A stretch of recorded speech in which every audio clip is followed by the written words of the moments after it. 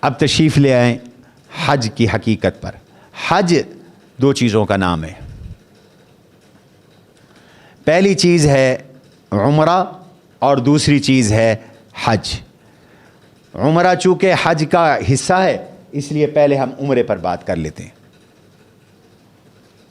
وہ حج جس کے ساتھ عمرہ ہو ایسے حج کو حج تمتع اور حج قران کہتے ہیں. سب سے افضل حج حج قران ہے اور دوسرے نمبر پر حج تمتع ہے. اور جس حج میں عمرہ کے سفر میں عمرہ نہ ہو اس کو حج افراد کہتے ہیں. آپ پاکستانی حجاج بلکہ دنیا بھر کے حجاج عام طور پر حج تمتع کرتے ہیں.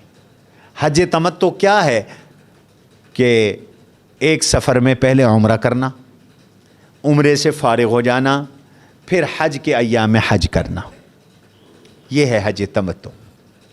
اور حج قران یہ ہوتا ہے کہ حج اور عمرے کا ایک ہی احرام پہنا جائے اور عمرہ کر کے وہاں آدمی عمرے سے فارغ نہ ہو, اسی طرح احرام میں رہے, اسی احرام کے ساتھ پھر حج کرے.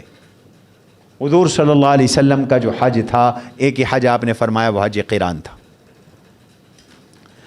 اور یہ حج قران آسان ہوتا ہے جب آخری دنوں میں فلائٹ ہو.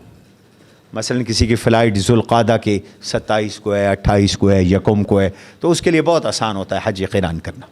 اس حج قران میں بھی عمرے کی ضرورت ہے. قد عظمت فللأمجاد بانيها ومن يسعى إلى العليا بما فيها